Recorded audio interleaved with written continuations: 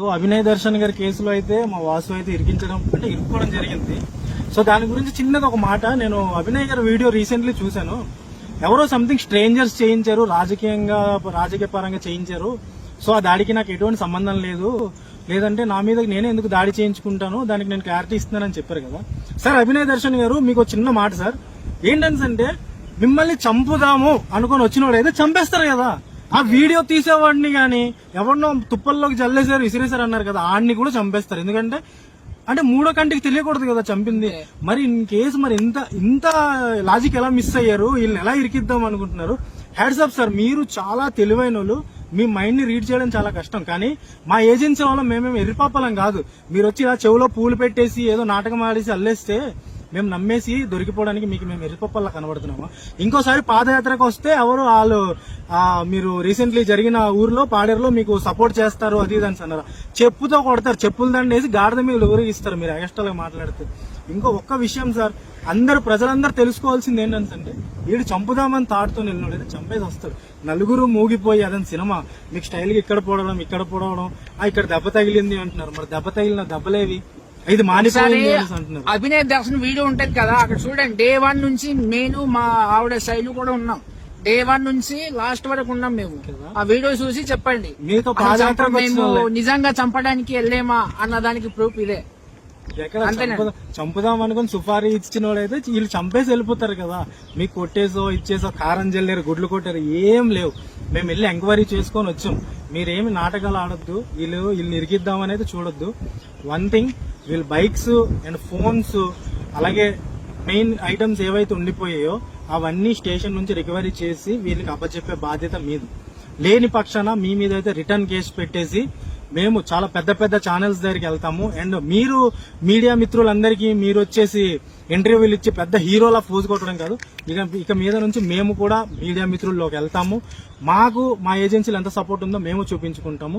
So దయచేసి అభినయ్ గారు ఈ వీడియో చూస్తున్నారు కదా, మీకోసమే రెస్పాండ్ అనేది అవ్వండి. లేని పక్షాన్ని అయితే మరి చెప్తున్నాం కదా, బాగోదు. ఏజెన్సీలో మీరు ఎక్కడ కనబడినా తస్మా జాగ్రత్త, ఇది ఒకటే చెప్తాం.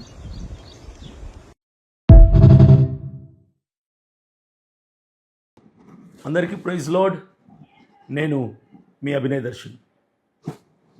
థంబ్నెయిల్ చూశారు కదా, చాలామంది నా శత్రువులు నా ఎదుగుదలని ఓర్వలేక నా పతనాన్ని కోరుకున్న వాళ్ళు, అలాగే క్రైస్తవ సమాజం నుంచి అభినయ్ దర్శన్ని బహిష్కరించాలి అంటూ వారి యూట్యూబ్ ఛానల్లో ప్రకటన చేసిన వాళ్ళందరూ కూడా ఈ థంబ్నెయిల్ చూసి దేశాన్ని వదిలిపెట్టి పారిపోతున్నాడు, బాగా జరిగింది అని చెప్పి సంతోషపడి ఉంటారు.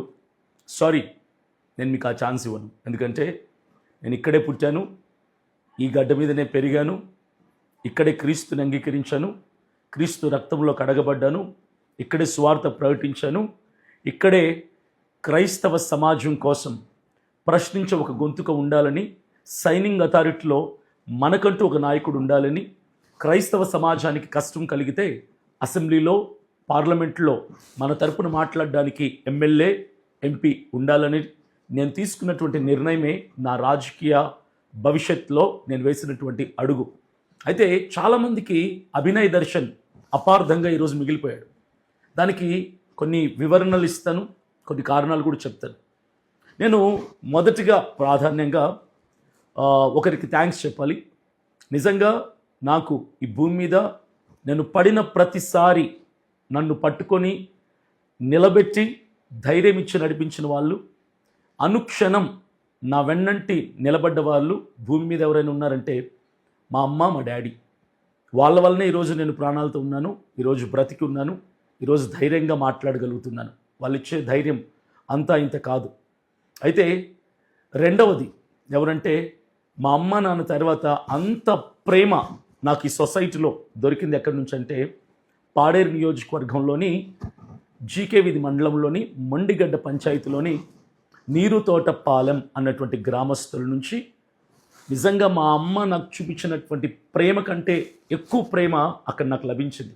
Really I'm very much happy for their love. వాళ్ళు చూపించిన ఆ అద్భుతమైన ప్రేమ నిజంగా నన్ను ముగ్ధుణ్ణి చేసేసింది. వాళ్ళ ప్రేమకి నేను బానిసనైపోయాను. నేను బ్రతికున్నంత వరకు నీరుతోటపాలెం గ్రామాన్ని కానీ ఆ గ్రామస్తుల్ని కానీ నేను ఎప్పుడు మర్చిపోను. I'm very much thankful to them. Through out my life I will be thankful to them. నేను బ్రతికున్నంత వరకు వాళ్ళకి నేను రుణస్తున్నై ఉన్నాను. అయితే ప్రాముఖ్యంగా కొన్ని విషయాలు నేను చెప్తాను. అభినయ్ దర్శన్ అనే నేను ఈరోజు ఒక హాట్ టాపిక్గా మారాను కదా. నా మీద మంచి మాట్లాడే వాళ్ళు ఉన్నారు, చెడుగా మాట్లాడే వాళ్ళు ఉన్నారు, పోనీలే అని జాలి చూపించే వాళ్ళు ఉన్నారు, అతను చేసిన తప్పేంటి అని సమర్థిస్తున్న వాళ్ళు ఉన్నారు, అతన్ని బహిష్కరించేద్దాం క్రైస్తవ సమాజం నుంచి అని నా మీద కోప్పడుతున్న వాళ్ళు ఉన్నారు, అసలు వీడు క్రైస్తవుడేనా అని మాట్లాడుతున్న వాళ్ళు ఉన్నారు. అనేక రకాల వర్గాల ప్రజలు రకరకాలుగా మాట్లాడుతున్నారు. ఏది ఏమైనా ఈరోజు నా మీద ప్రతి యూట్యూబ్ ఛానల్, ప్రతి ఇన్ఫ్లుయెన్సర్ నా మీద వీడియోలు చేశారు. నా పేరు చెప్పుకొని మీరు ₹1 సంపాదించుకున్నారంటే నాకు అంతకంటే కావాల్సింది ఏముంది? నా వల్ల మీరు ఒక పూట భోజనం దొరుకుతుందంటే అంతకంటే నాకు ఆనందం ఏముంది? నేను మిమ్మల్ని అడ్డగించను. మీ స్వతంత్రం మీది. మీకు నచ్చింది మీరు రాసుకోవచ్చు, మీకు నచ్చింది మీరు మాట్లాడచ్చు. అది నేను అడ్డు చెప్పడానికి నేను ఏ పార్టీ వాడిని. అయితే నేను కొంత వివరణ ఇస్తాను. మొదటిగా నేను ఒక ఛాలెంజ్ చేస్తున్నా. అంటే నా మీద కొంతమంది తప్పుడు అలిగేషన్స్ చేస్తున్నారు. అంటే క్యారెక్టర్ అసాసినేట్ చేస్తూ అభినయ్ దర్శన్ క్యారెక్టర్లెస్ ఫెలో అంటూ అభినయ్ దర్శన్ని డిగ్రేడ్ చేయడానికి కొంతమంది రాంగ్ అలిగేషన్స్ చేస్తున్నారు. వాళ్ళల్లో ప్రముఖమైనటువంటి వ్యక్తి ఎవరంటే నీల్ రాజ్ అన్నటువంటి వాడు. నీల్ రాజ్ అన్నటువంటి ఇతను, నేను అన్పార్లమెంటరీ వర్డ్స్ నేను వాడదలుచుకోలేదు. ఎందుకంటే నేను ఒక భరోసా పార్టీ ఆంధ్రప్రదేశ్ రాష్ట్ర అధ్యక్షుడిగా నాకు కొన్ని లిమిట్స్ ఉంటాయి.